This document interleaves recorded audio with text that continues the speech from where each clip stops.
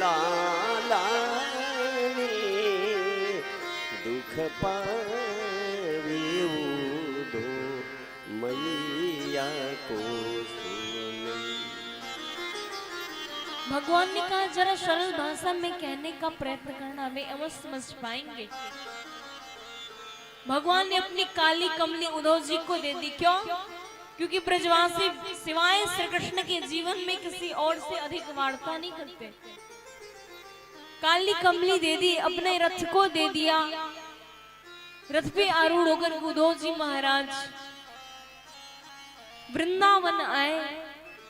अब आप इस भाव का दर्शन करो। जब से मेरे कन्हैया इस ब्रजमंडल को छोड़ कर के गए हैं ना, क्योंकि लाला कह करके गए थे कि मैं परसों आ जाऊंगा, तब से नित्य जिस दिन से ठाकुर जी गए उस दिन से नित्य कन्हैया के छोटे छोटे वो सखा नित्य मथुरा जाने वाले मार्ग पे जाकर के बैठ जाते। आज मेरो लाला आए रहे होएगो, आज हमारो कन्हैया आए रहे होएगो।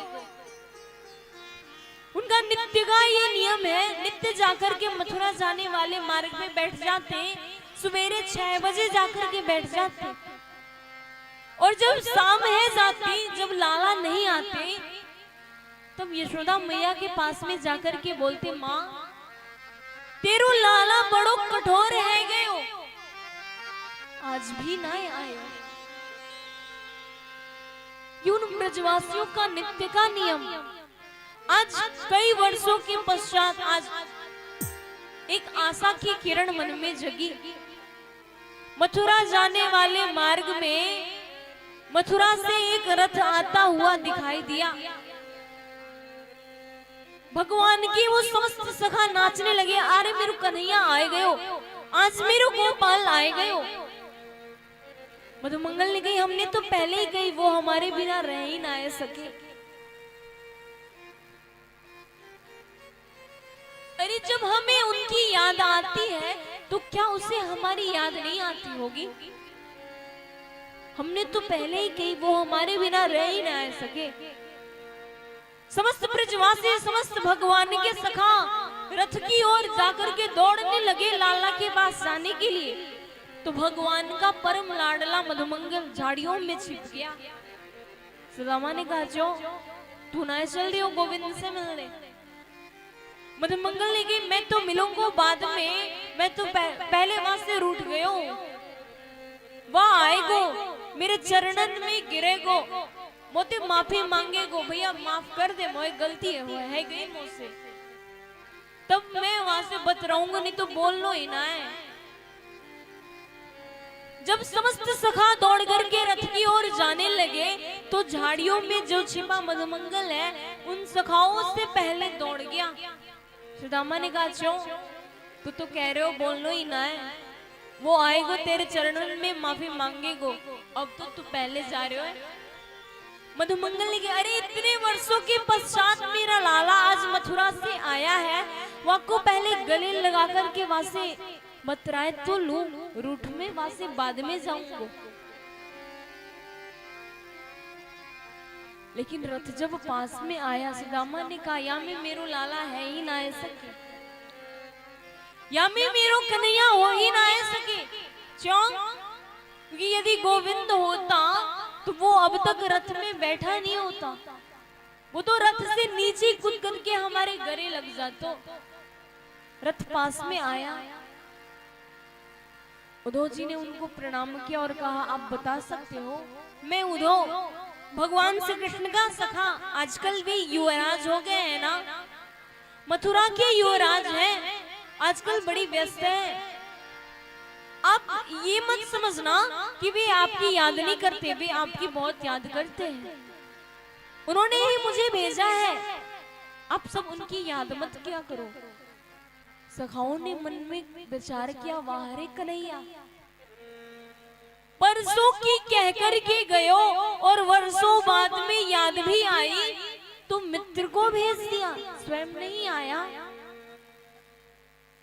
उद्धव जी ने कहा, तुम बता सकते हो? मुझे मैया यशोदा से मिलना है, नंद बाबा का दर्शन मुझे कहाँ होगा?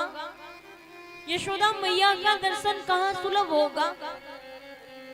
श्री कृष्ण के वो सखा उद्धव जी का हाथ पकड़ करके आज मैया के पास में लेकर के जा रहे हैं। प्रेम से बोलो श्री राधा।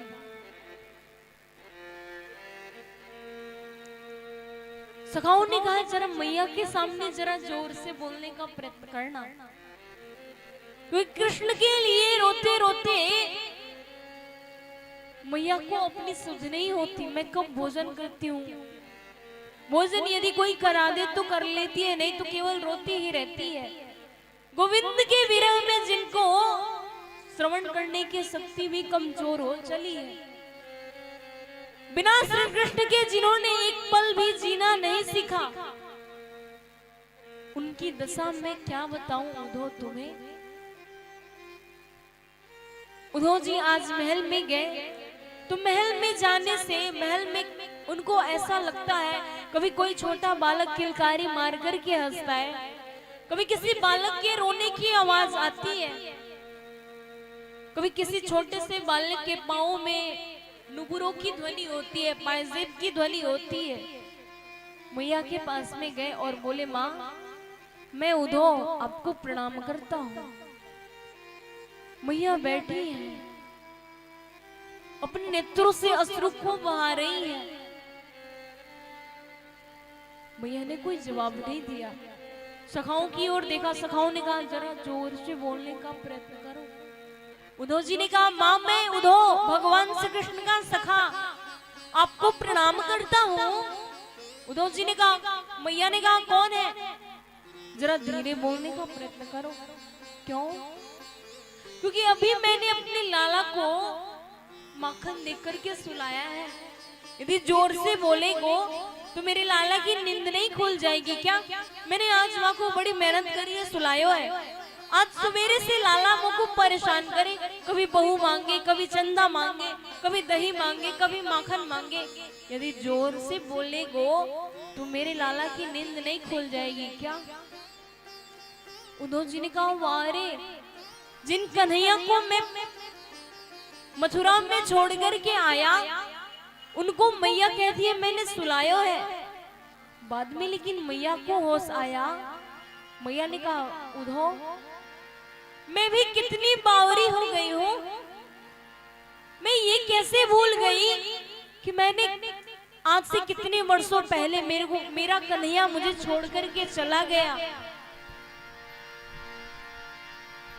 लेकिन तुम्हें क्या बताऊं उद्धव, ये वही महल है जिसमें कभी मेरा गोविंद किलकारी मार करके हंसता था, मुझसे कभी बहू मांगता था, कभी चंदा मांगता था।